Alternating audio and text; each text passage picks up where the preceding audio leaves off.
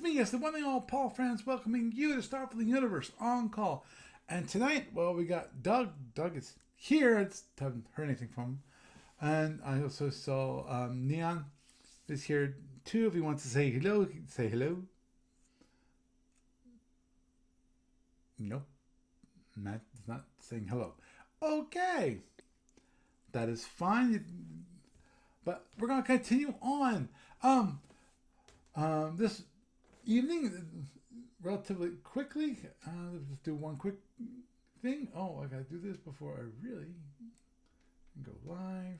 Hello. Hello. Oh, there you are. Hi. Say hi, Doug. Hi. Go. And that. Okay. So I got that's up. That's up. Awesome. How you doing this evening? I are here. How are you? Good. Good. Little warm. Can you hear me all right? Yeah, I can hear you fine. I can hear you fine. Okay. Turn up Good. my headphones just a tiny bit. For those of you who haven't already heard, or one way or the other, whether it's you're hanging out at the SFU discussion board, or you are actually listening to the news portion of this podcast / the news video on YouTube, because actually on YouTube I have now split up the news portion and the regular portion of the show, the live portion of the show, into two different videos. And so far I've actually got some. Okay, given that I only have one response from a single person that says I like having it separate, and no one's complaining that now you have too many videos, I'd say it's a good one. I have to double check on the numbers. Last time I checked, which was last week, the numbers when it comes to YouTube was, and strangely as it sounds, the overall the video watches are the same. You know, for whether it's the news portion or it is the actual episode where, you know, the live portion of the show, they seem to be relatively the same. The only difference was that I did have a news portion which I posted 4 videos right on the same day, because I forgot to actually had gotten around to posting the video, because normally it takes work and I just had been too busy. So posting just the news portion and the live portion separately is a lot easier. I can get things done quicker, a lot less work to do. Well, strangely enough, that sounds weird, but there's less work to do to get it, so I don't have to go around and try to piece them together and so forth. But you know, so I post them all at the same time, and the news portion, that one news video, that one wasn't watched.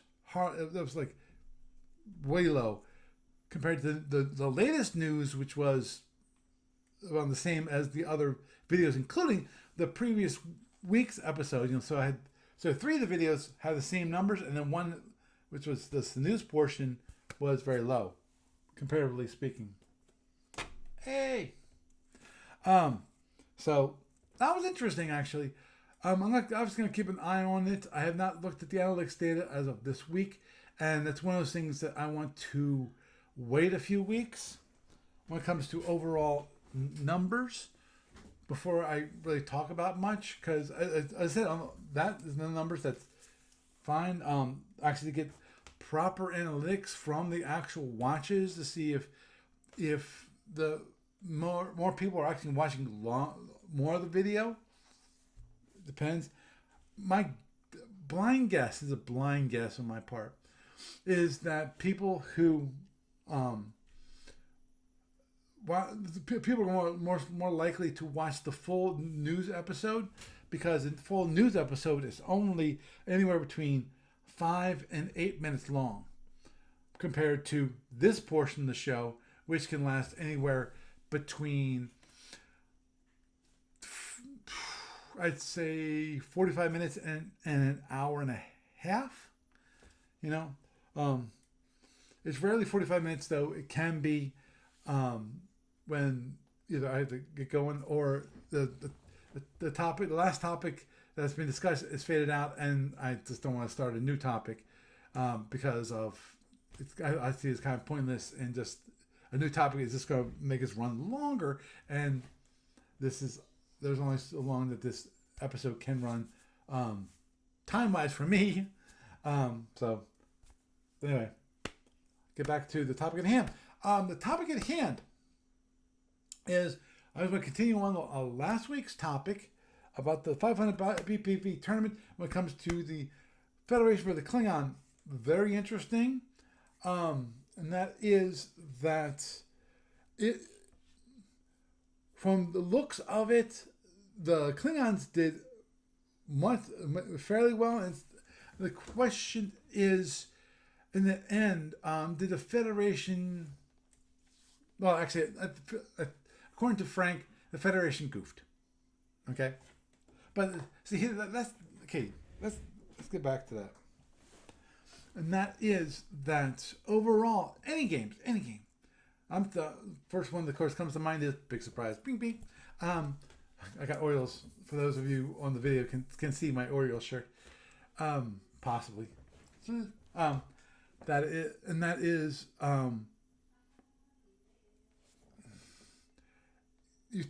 if you can take advantage of a person's mistakes, you're good. And but if the person makes no mistakes, then you might lose. You're a lot more likely to lose.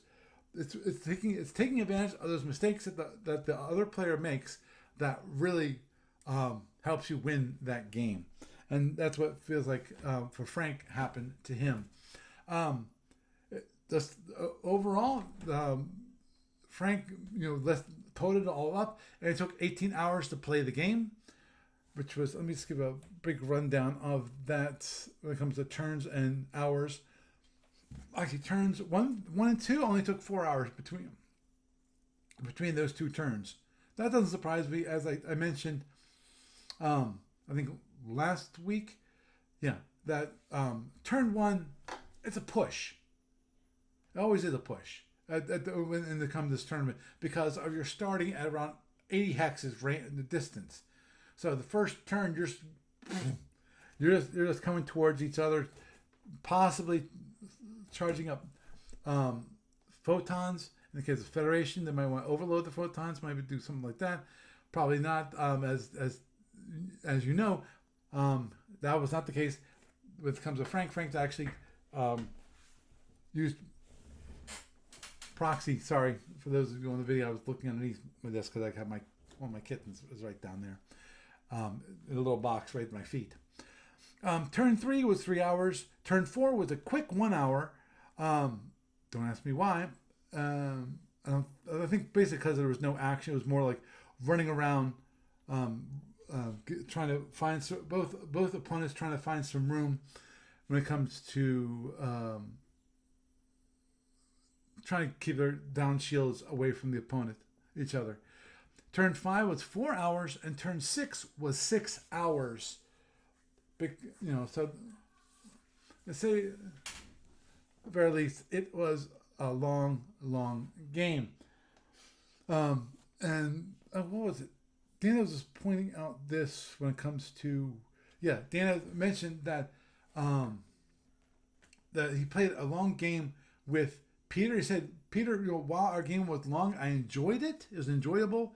If you want to play a variant or pick up a new forces at some time as a one-off, let me know.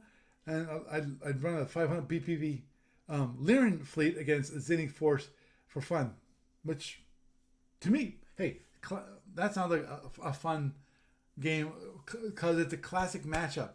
They are meant to fight one another.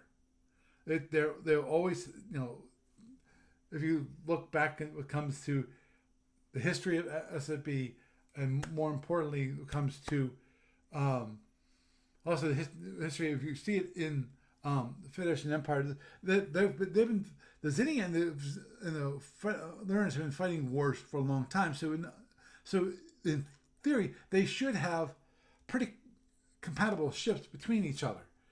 So it should be a close battle between the two. One is good defense, big surprise to ESGs, which is beautiful against the drones, especially when the drones are Type 1 drones. That's when the Zinni pulls out things like the slug drones, and especially drones, and that's why. Also, remember the Zinni has a higher percentage of specialized drones, so that was quite cool.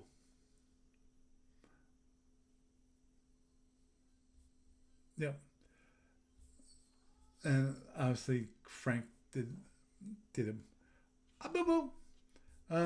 And earlier in the game, he's mentioned it also in the posting.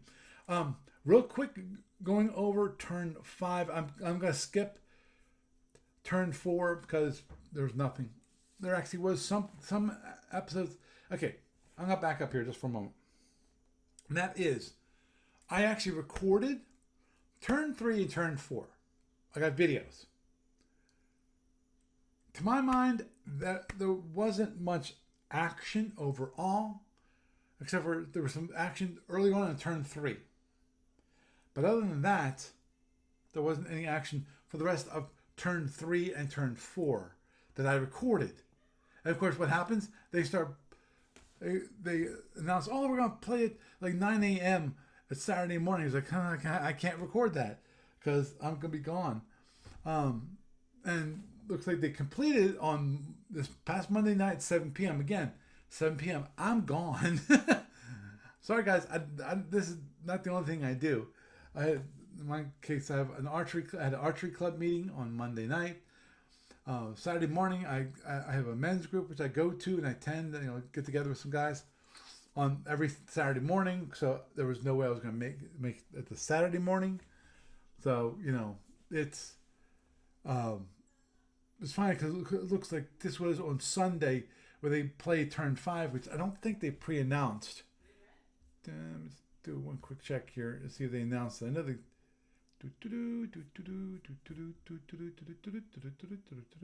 Oh, they got turn 4 completed as of Saturday night. Right, and they actually did announce they were going to be playing at 7 p.m. when they announced it on last night.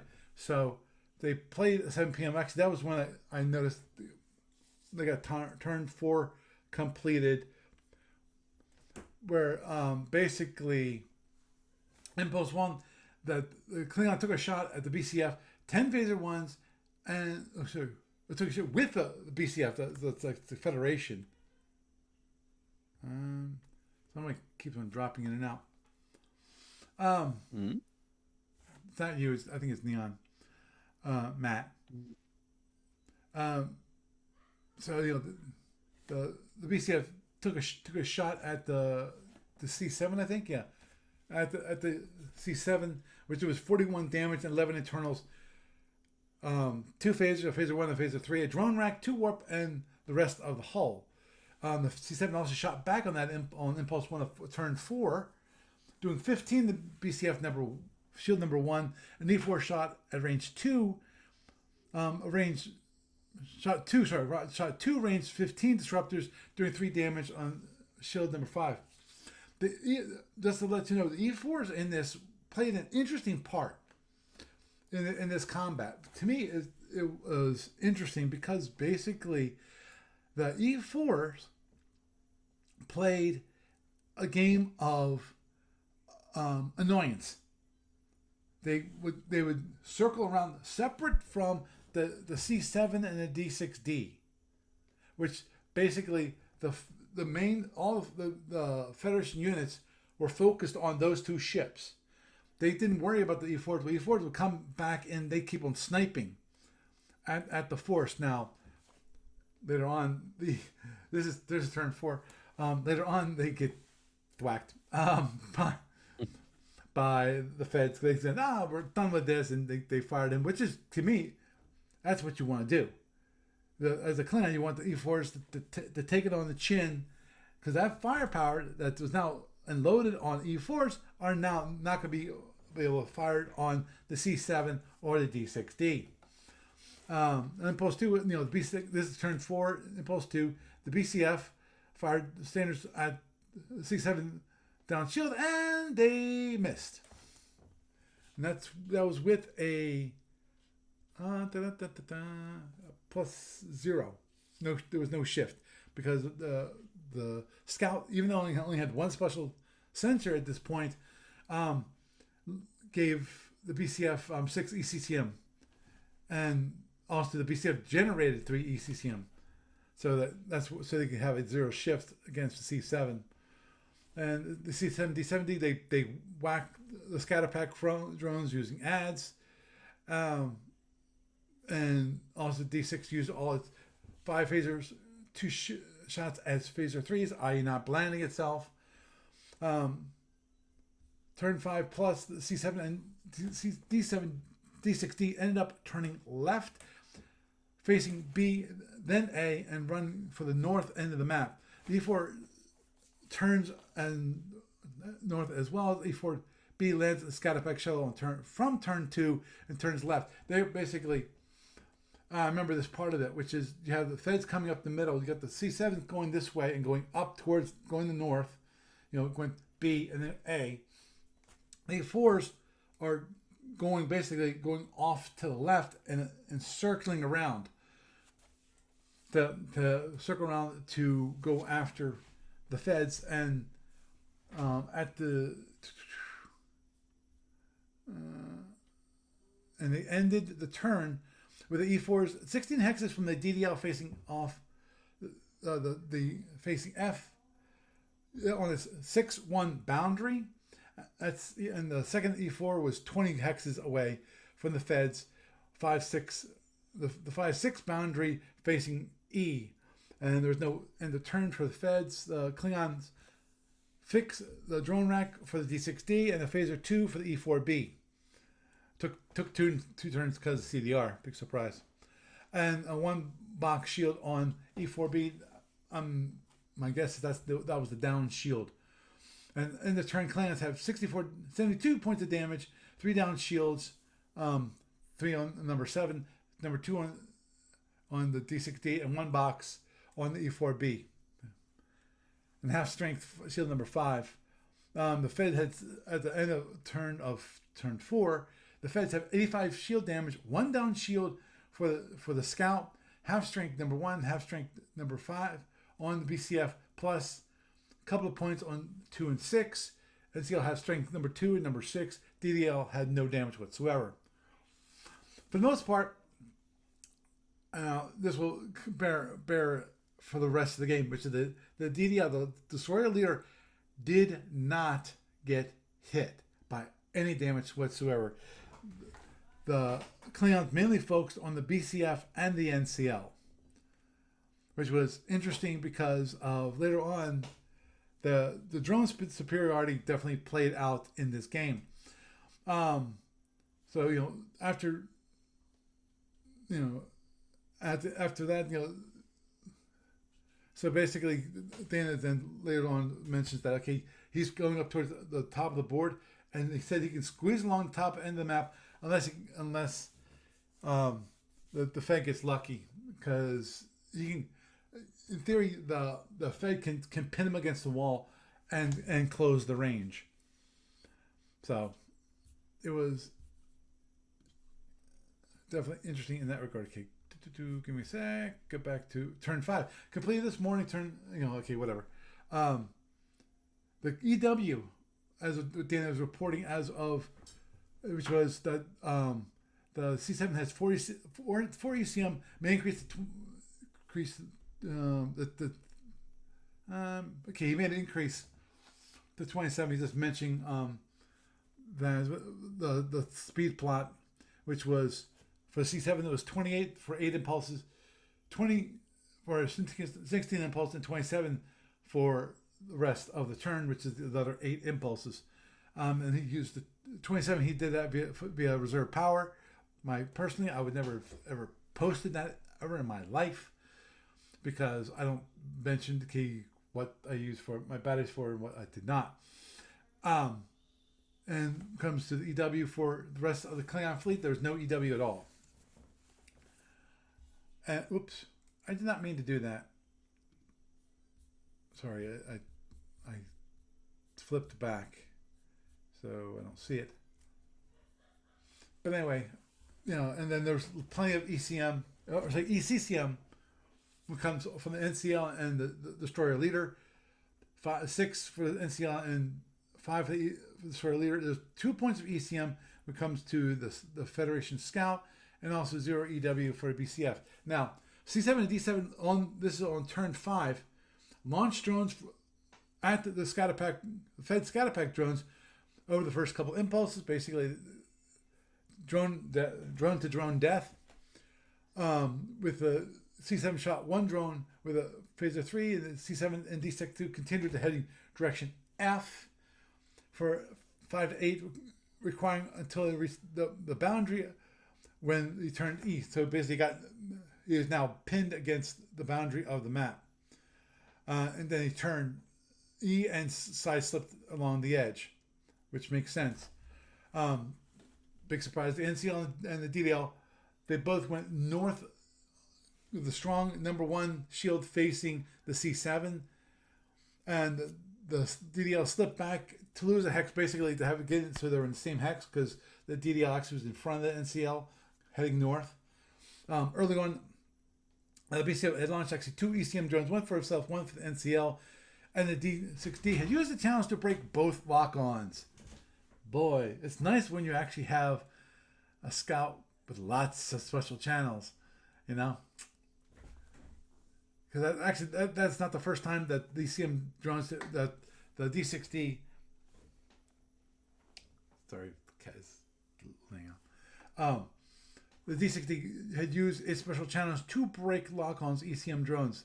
So, obviously, that seems to be a very, very effective tactic. And I agree with the use of that, because it requires very little energy. 2, it cuts back on the necessary ECCM,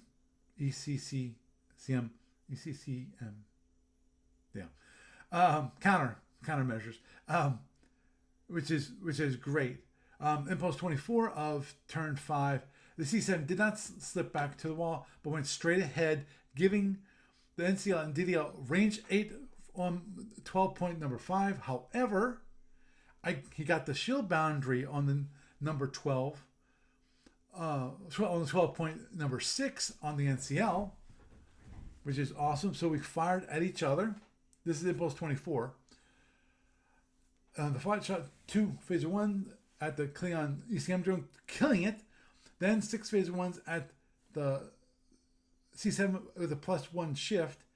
The NCL dropped 2 ECCM and raised 2 ECM from battery. He got an unlucky roll and did 3 points. Average +1 shift at range 8 would have been 9 points, i.e. 1.5 each. So he rolled pretty poorly. The C7 raised ECCM from the battery, so I got played. And he still had a +1 shooting at the NCL. And if he added a point of ECM instead of the NCL, would have had a +2 shift on me. But I did all right. Fired 1 disruptor and hit. Did 10 points of phaser damage with 6 phaser 1s, so above average, and dropped the shield number 6 and got a phaser 3 as a single internal on the NCL. So he has a down. At this point, the NCL has a down number 6 shield. The next impulse, the NCL and DDL turned left. Big surprise, because now the NCL has a down shield and he doesn't want to leave that facing the Klingons. So he turned left to get the down shield out of arc. And of course the DDL followed because of it. They're stacked together and they're working in concert. At this point, I'm not sure where the BCF is. But they get a range. But slipped right onto, okay, the NCL and DDL slipped right on 32, impulse 32, losing a hex if he trying to cut me off, but getting a range 7 center line to end the turn. Fired 4 right side phaser 1 at no shift. This is the Klingon, I think, to 9 points of damage. Drop. Okay, no, this is the Fed firing. Dropping the C7 shield, and C7 didn't reinforce, so probably out of batteries. Big surprise. E4A took an early shot at the BCF on damage shield number 5 and hit with one range 12-ish disruptor for 3 points of damage, which he reinforced. Then it skirted along the side of the BCF as it turned left. So it turned facing F. And of course, what he's doing is he's chasing the C7 and D6D. The E4 turned north near the end of the turn, and as that ended at range 9 to the BCF and range 6 to the scout. The second E4 did not want to get close too soon, but ended impulse 32 at range 15 of the NCL on the down shield, and 9 hexes off the BCF number 6, which is damaged. A little close there, but the BCF wants to kill the E4. He's not shooting at the C7. Oh, big surprise! Then it turned the scout actually fixed the impulse as APR. NCL fixed the shield box on number 6, so the shield isn't down on impulse number 1. And C7 also fixed the drone rack at the end of turn 5. And the E4 fixed the damage shield number 2, so now it's 2 boxes instead of 1, and failed the EDR roll. Also, Klingon found out that the EDR X announced at the start of the turn, not at the end of the turn. And the turn, Klingon has more drones than the Fed. Last turn was an aberration. Big surprise. He does some thinking about the game and reports his thoughts when it comes to what the BCF could possibly do. Okay. Now, this is going on to turn 6. Turn 6, which took 5 hours, and every ship had 2 to 4 speed changes. There's a lot of speed changes in this one. Impulse 1, the summary, here's the summary. This is Impulse 1, NCL shot at range 8, 4 phaser 1s, 4 standard photons, and, but he had a plan. Then I screwed up, ignored my plan, and thought I lost. C7 was going to generate 6 ECM, get lone ECM by the D7, D6D, and D6 was going to jam the NCL for ECM. I expected the NCL to have 6 ECCM and get lone 6 ECCM from the scout. So he was going to have a +2 shift on the shot. In the speed announcement, BCF and NCL announced 28, and the scout announced 22. The scout was short on power, and I was like, it was very short on power. I'm surprised it's even moving. It was even moving that fast, and actually that is only for a momentary time.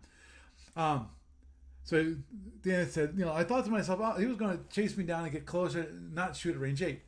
I was going 24 on C7, with upcoming slowed down to 12 to launch the drogue, the drone drogue he had.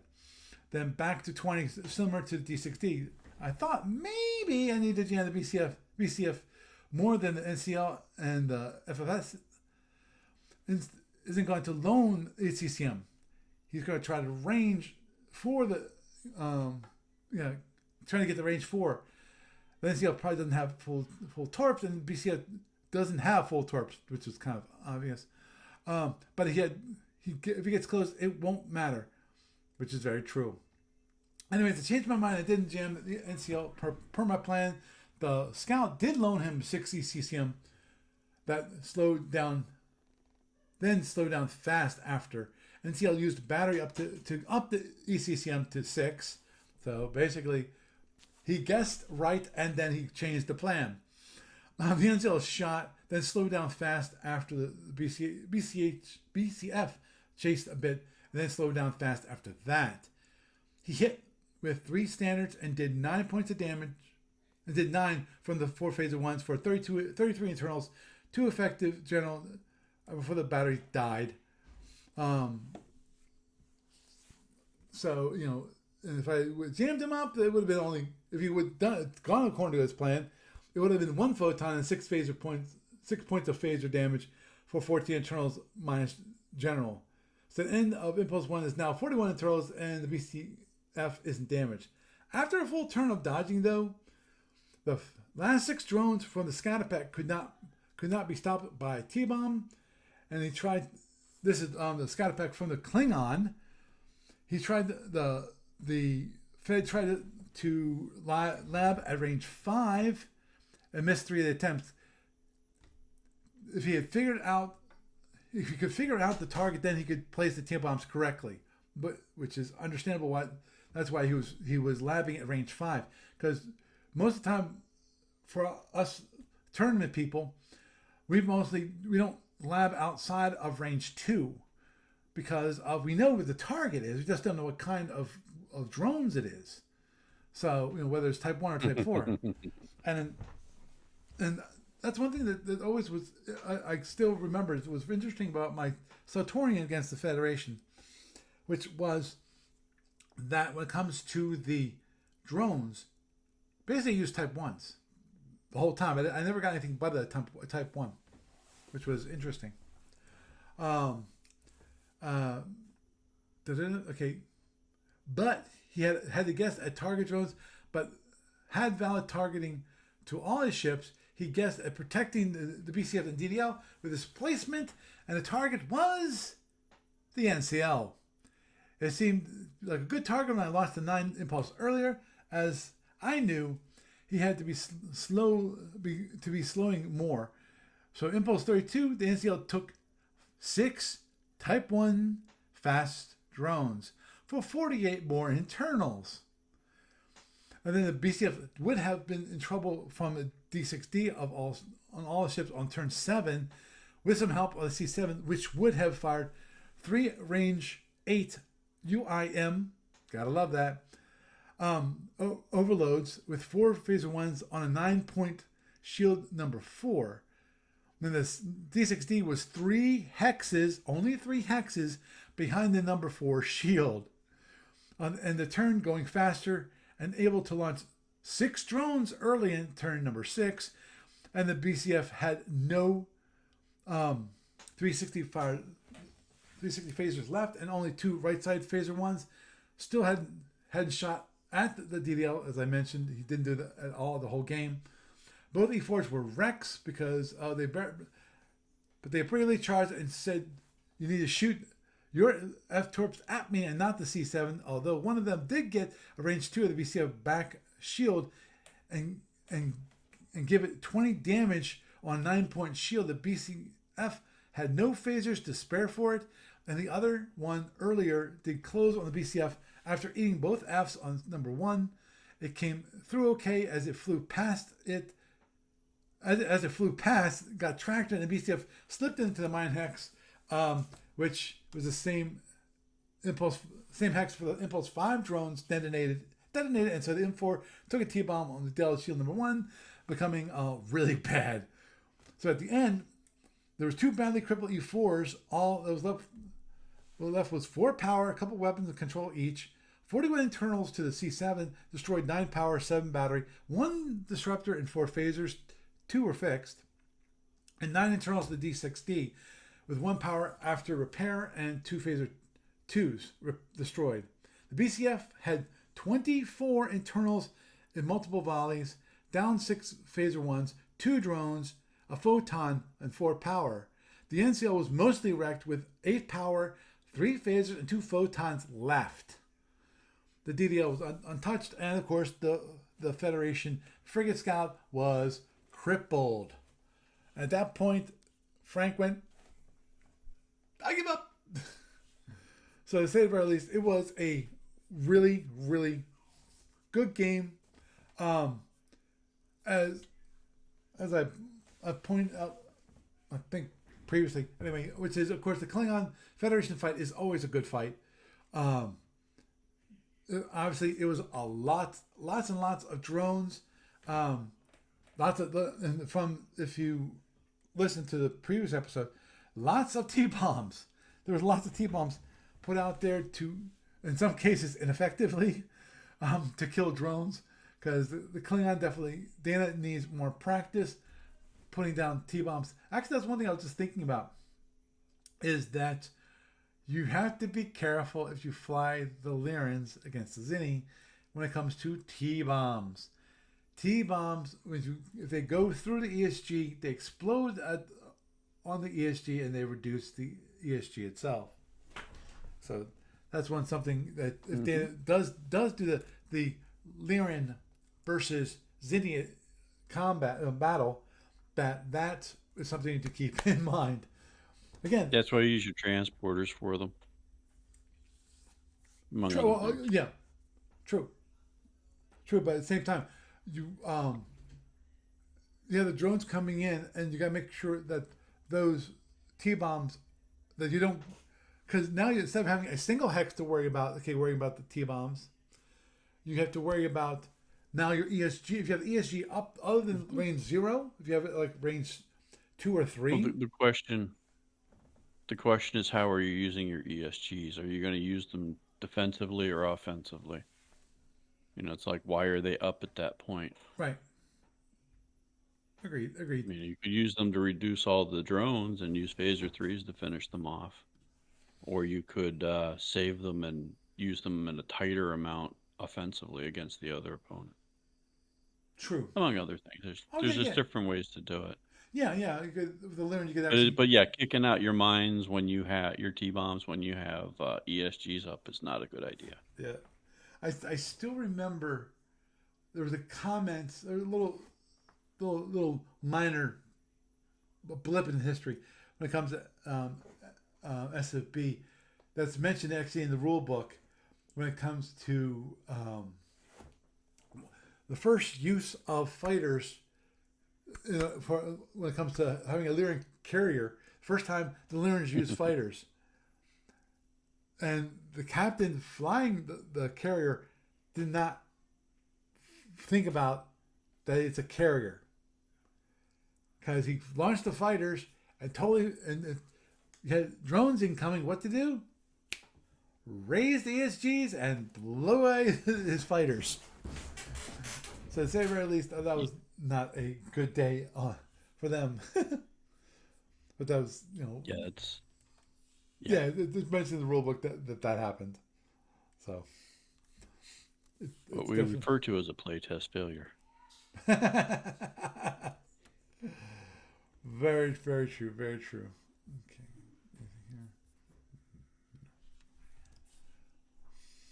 But so that for those of you, that is the quick rundown of that game.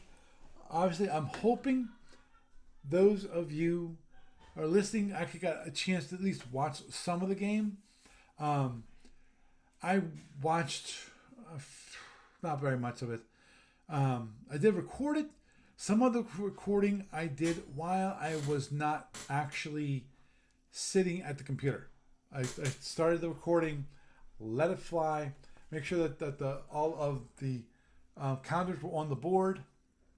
And so got the follow it, make sure the chat room was viewable, because the one big thing, obviously, that when it comes on that part of it, that the chat room is important, because you need to know what the notifications of, what's firing and so forth.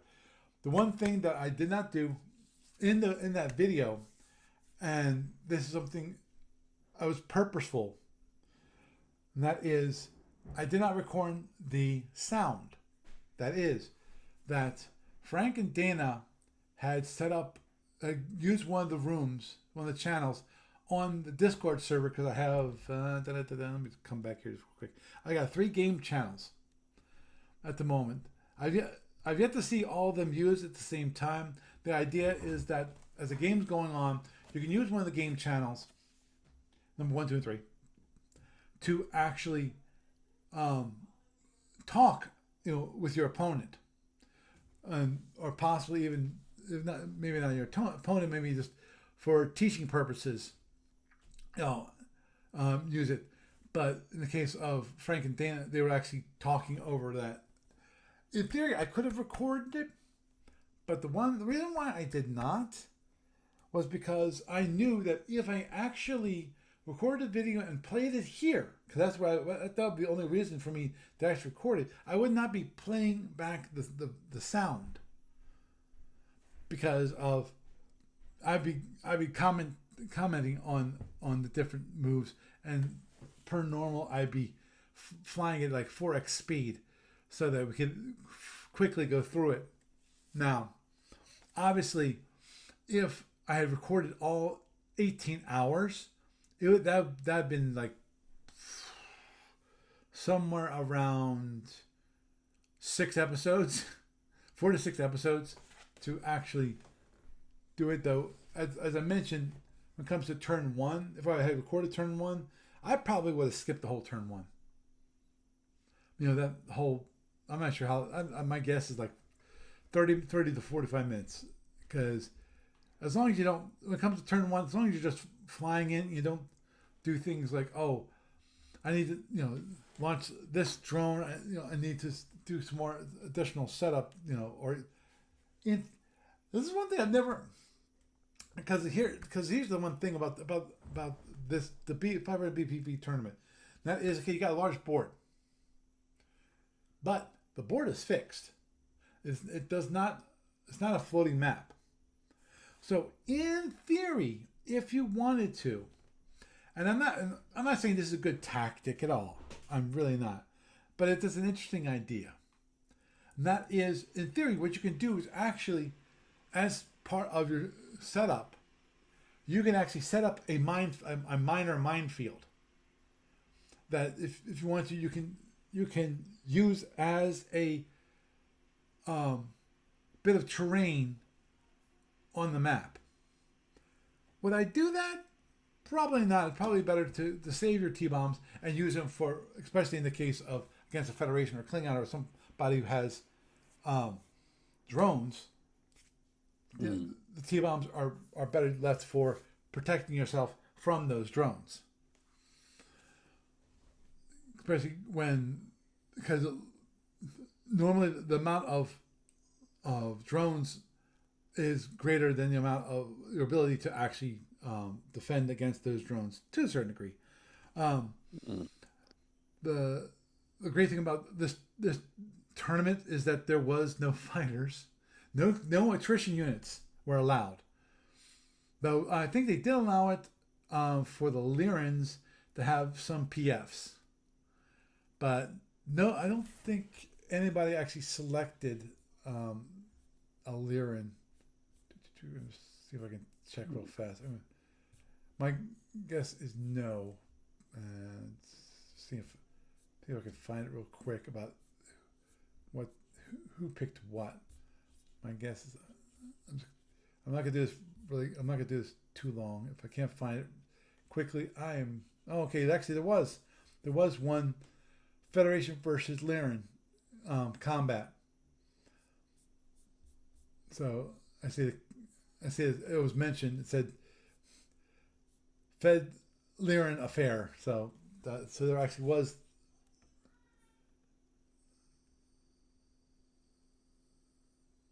I'll just mention, this is one of those things that I've mentioned. Like, remember one thing. This is the first time the tournament run. We'll be learning experience. And when the next fleet tournament occurs, we will take what we learned and change the setup and or rules. Yeah. So, of course, the big question is going to come down to one thing. Will Jeff do this again? Now, obviously, let me look at this real quick. This tournament, which was a very limited tournament, didn't have that many people playing in it. It started back in February, and it's now August.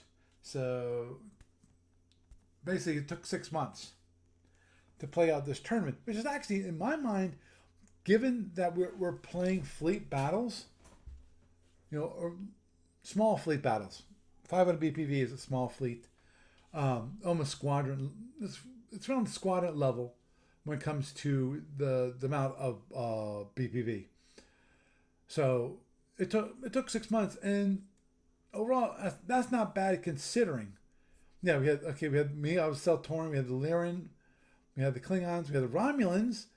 Yeah. Oh boy. The Federation, the Gorns, and two other Feds. So we had plenty of Fed players playing.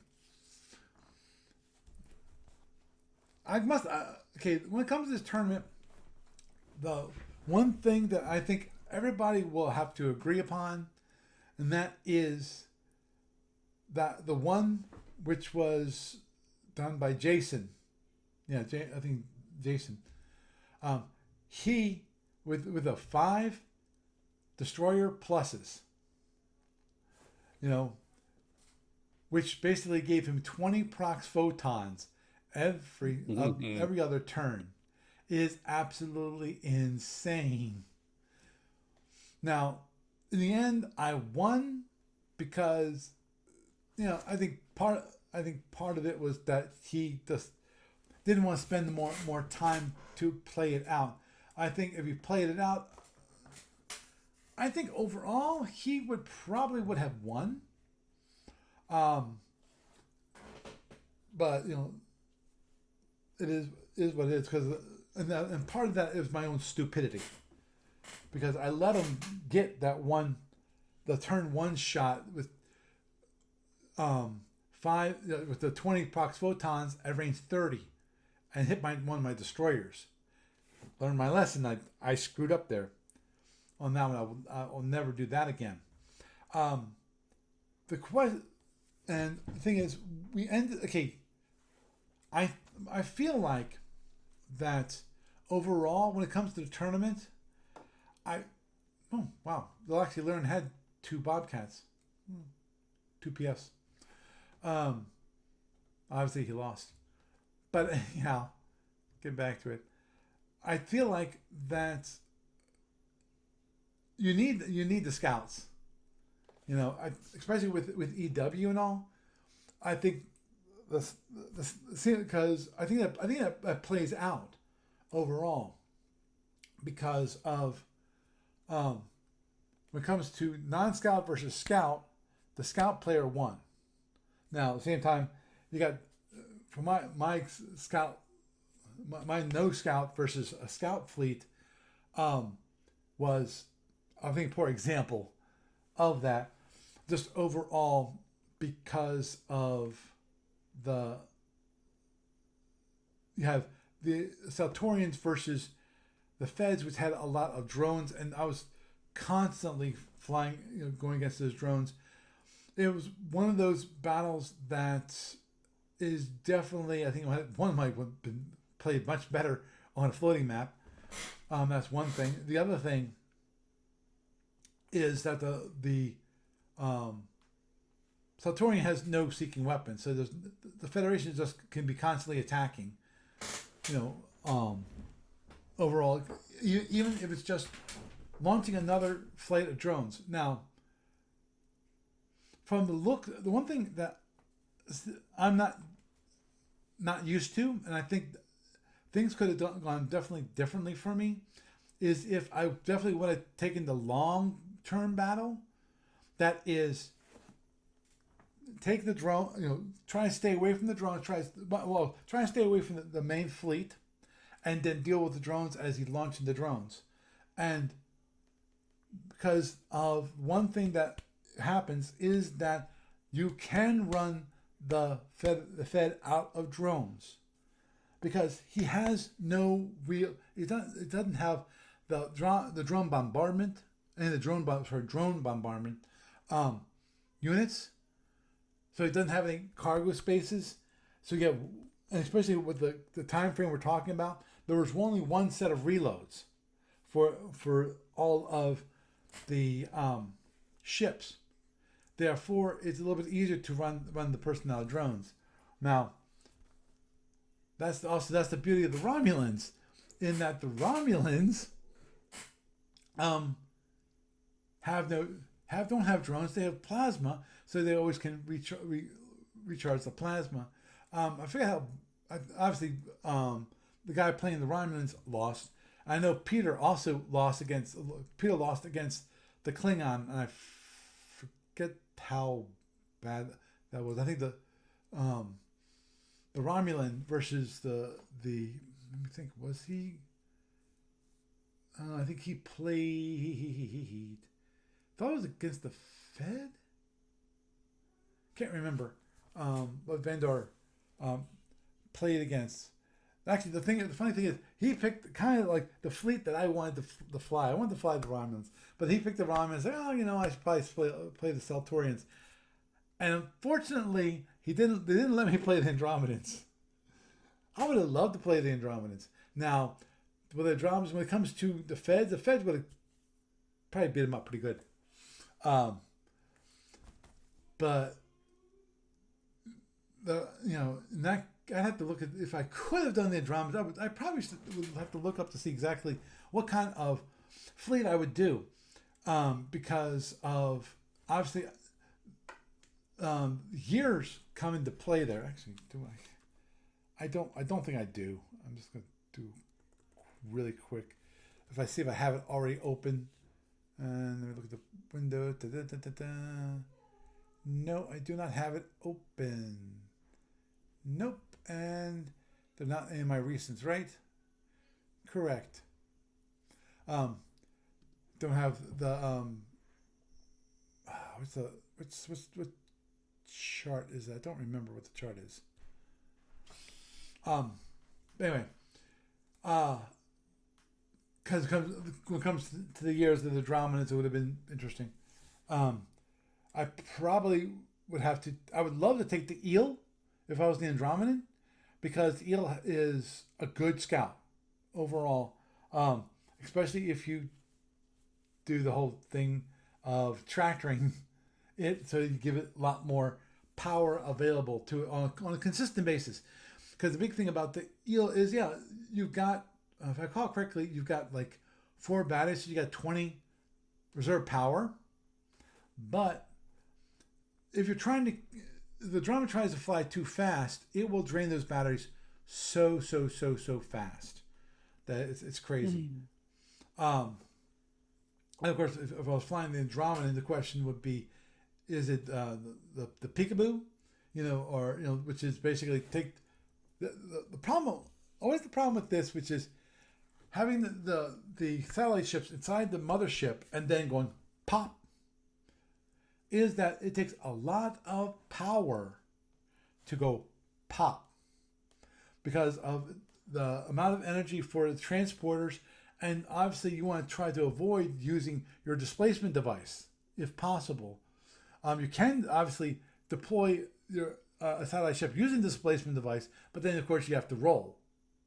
So there's a possibility it might not land exactly where you want. Obviously, that's a little cheaper, but then you've now used one of your displacement devices for an offensive thing.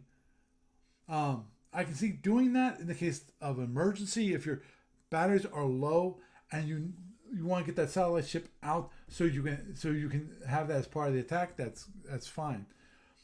My guess is most of the time you want to have the satellite ships running around with the mothership, and only and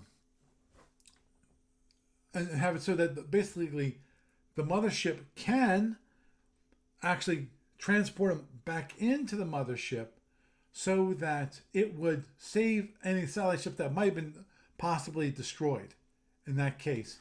Now, that does cause other issues, which is the draining of the panels is very slow, because you can't actually release the energy.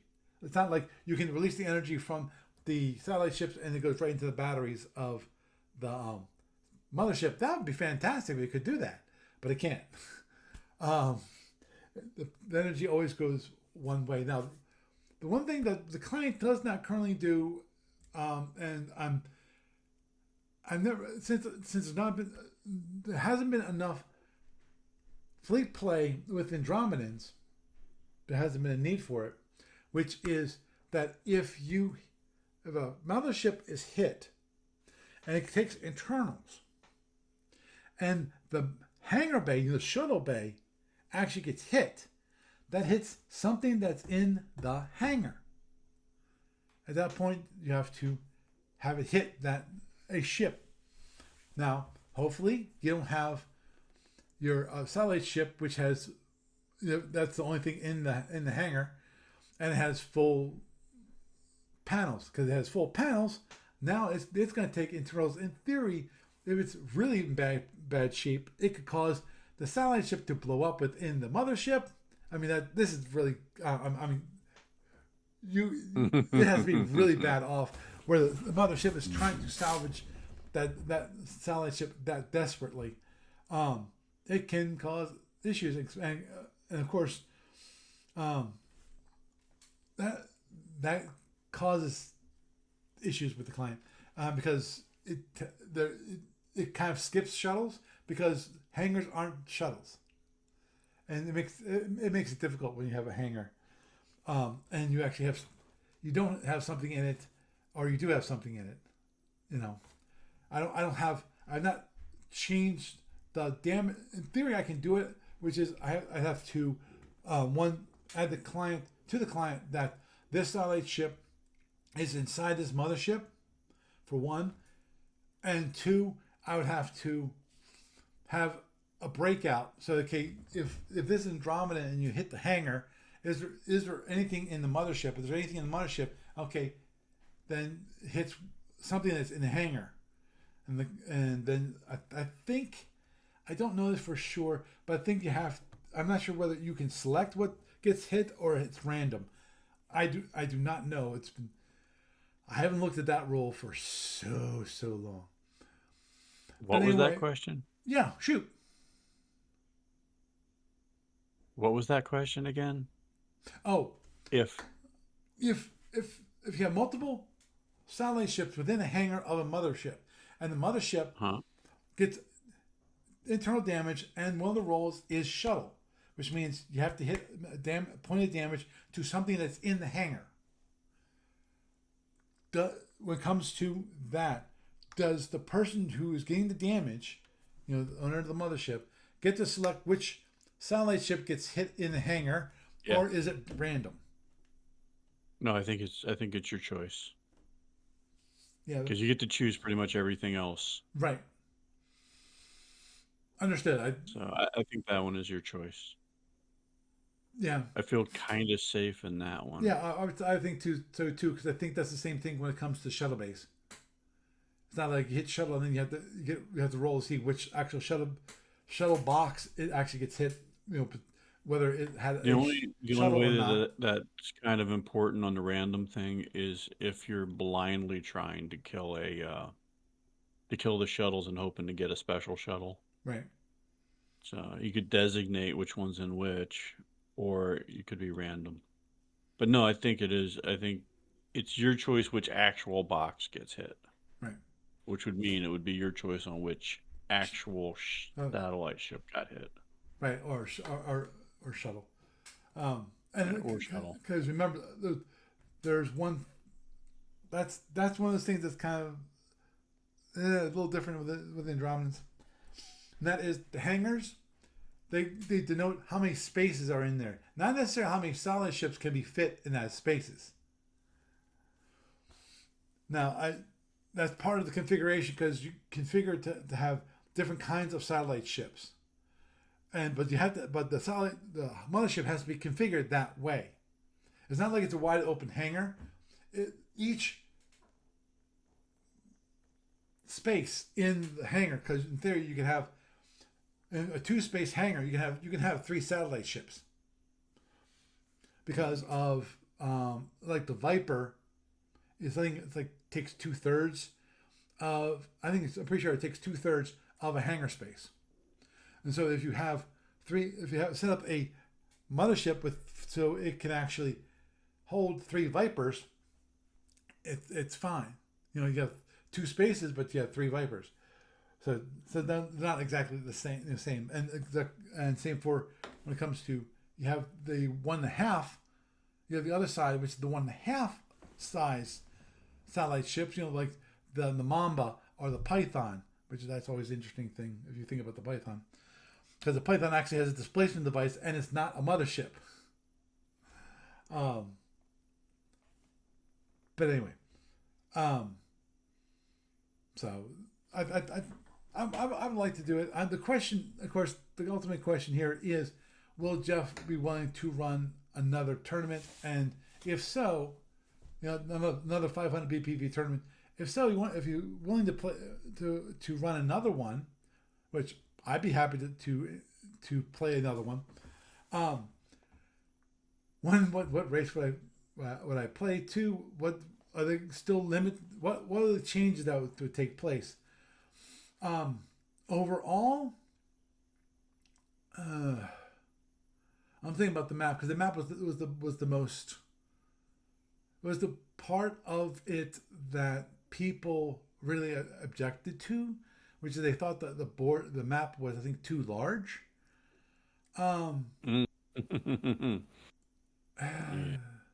What you could do is, a random thought is you could actually start with the ships at range 35.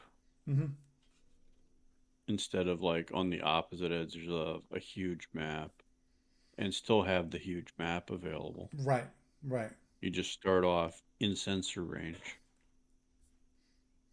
So there's a thought. Another possibility is you could start off using a standard map and have it as a floating map. Right. Well, that's the one thing that has been, I think, put forward, which is the idea of having a floating map, but you'd have something like an asteroid or a planet. Most people like a planet because they like having a terrain feature and the possibility of hiding behind the terrain feature, which I think would be kind of cool. Obviously, other things that could be done, especially if you want to leave it as if you could leave it as a large map, which is like an asteroid field in the middle of the map, or possibly something, was it Blackfoot Pass? I think it was the scenario where you had you had a pass through an asteroid field, and so if you went to, basically it was a tunnel to have it so you can go through an asteroid field relatively quickly without having to actually take damage from the asteroids themselves, which would be, again, it'd be an interesting terrain feature. Obviously, there's some downsides to having asteroids, and a terrain feature like an asteroid field on a large map, because that'd be definitely used against the drone chuckers or any seeking weapons. Any ship would be hiding. You'd be flying around that asteroid belt, so you could hide within the asteroid belt, or at least try to have it so that you cut the corner and have it so that the seeking weapon has to go through the asteroid field to get to your ship, and therefore damage to it and possibly destroy it before it gets to your ship. So, but if we were to use a floating map, I say definitely. I think having a planet in the middle of the map, the idea is that you can float so much far from the planet, but the planet can't go off the map. So it puts a definite delimiter on the map itself. Or obviously you can in theory assimilate the same thing for that, and that is having the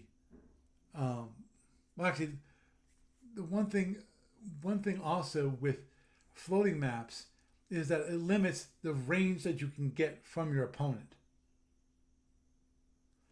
Because of it doesn't, does it? Well, actually, yes, it does. If you want to have that ship to remain in the battle, otherwise it concedes and it can be marked destroyed or whatever. I'm not sure. I forget what's what we did for this tournament, whether we said that it was destroyed if it left the board. I'm pretty sure we didn't use the tournament wall rules. I think it was considered destroyed, or at least at the very least disengaged, so it could never come back onto the board. So it was one less ship that you had. But that,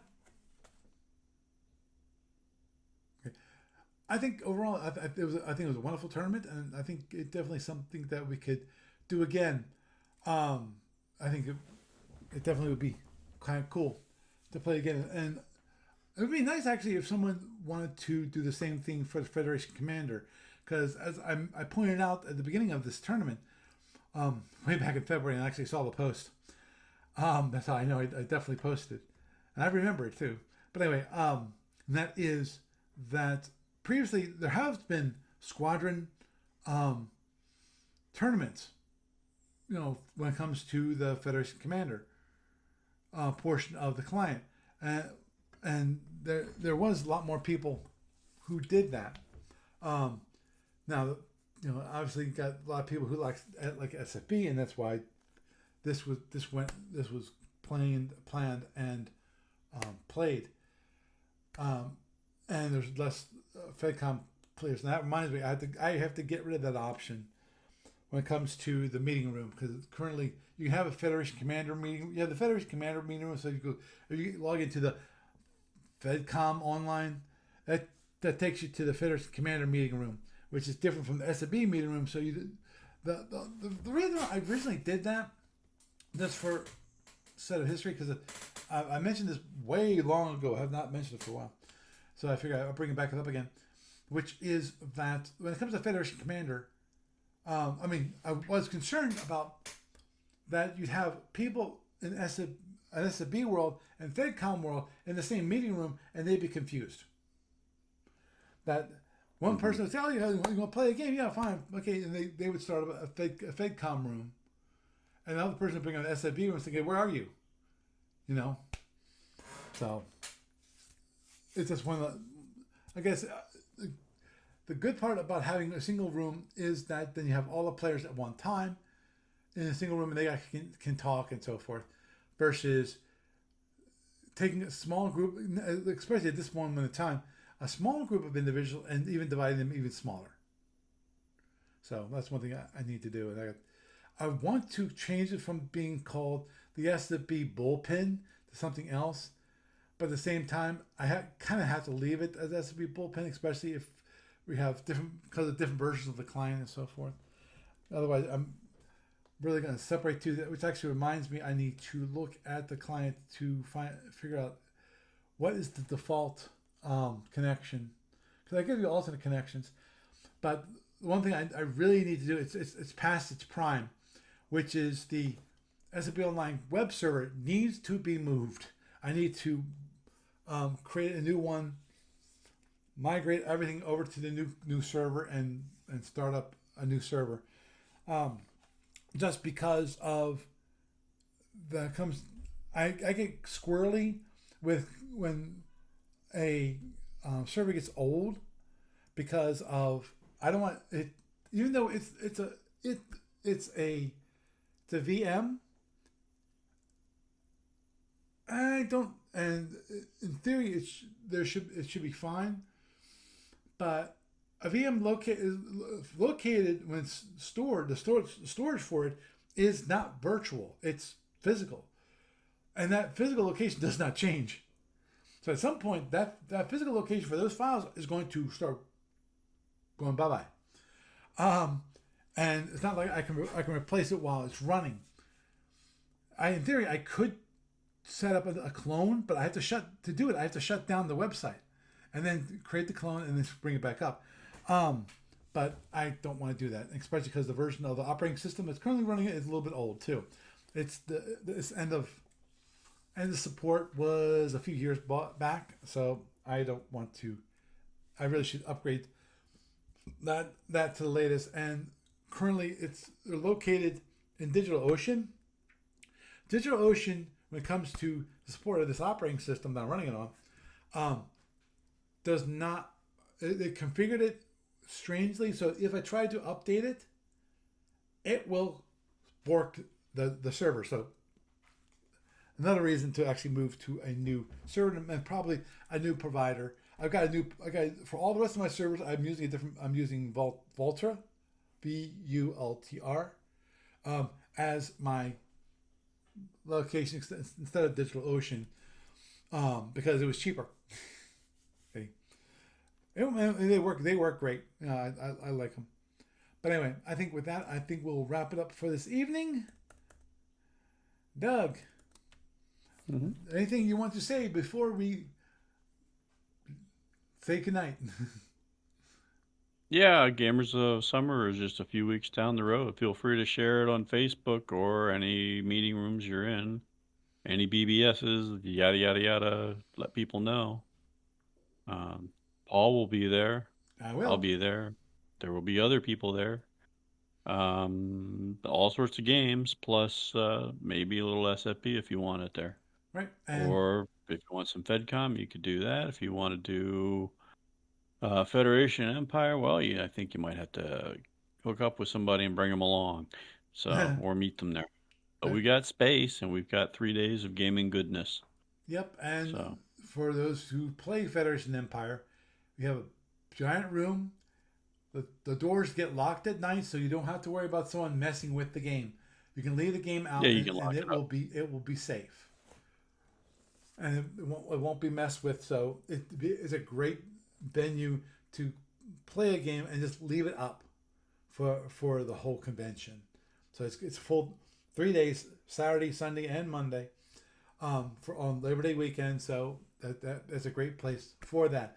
Also, a reminder, which I'm not sure, I think I mentioned it before, which is I do plan on streaming I have 2 streaming sessions. What's going to be on that stream depends on y'all. I'm open to do streaming sessions as playing against an opponent, but I need an opponent to play those live. If I don't have an opponent, I will actually do basically a demo, a one-person demo of the game that I will be showing. Obviously, I would like to have it so it's a little more action, but I will be doing 2 streams, one on Saturday, one on Sunday. I have not actually figured out the time yet. My guess at the moment is going to be either 1 or 2 o'clock in the afternoon is when I plan on doing the streaming. Probably 1, because I was thinking about it, and I want to have it so that there don't have to be any breaks. It can be done like between lunch and dinner, and we can just go through a single game. Idea is this. The only if somebody wants to play a fleet action, we can actually stream both sessions if you're there for both Saturday and Sunday, and we can leave it up there overnight and we'll be fine. Obviously, it's a little more difficult when it comes to in person versus SFB online because you actually have to move the pieces and so forth, do a little more management, but we can still do it. Especially Federation Commander, I think it would be easier because that has less record keeping to do than the SFB does. But anyway, Doug, you have a good night. Thanks for having me on, Paul. You're welcome. Okay, bye. So, ladies and gentlemen, I'm hoping. This is a wonderful evening talking about the 500 BPV tournament, the final game, and in that Dana and the Klingons defeated the Federation. The Frank, I forgot to mention this, but Frank said he made a boo boo, and that it seemed like it cost him the game because of the boo boo. I forgot to mention the boo boo, so forgive me. If you really want to find out what that was, feel free to go to the discussion board and go look up the 500 BPV tournament. Frank lays it out right there. And hopefully we will have another 500 BPV tournament to play, and we'll do this all over again. And hopefully I'll fare a little better. I promise I won't play Sultorians. maybe I'll play Romulans or maybe the Win. Something with drones. I personally I prefer something with plasma, but I promise that if we play again, I will definitely have a scout, whether it's a plasma chucker or a drone chucker. That's one thing I definitely appreciate. I appreciate those kind of units. The seeking weapons. I really appreciate those. But with that, I am Paul Franz, and I bid you a good night.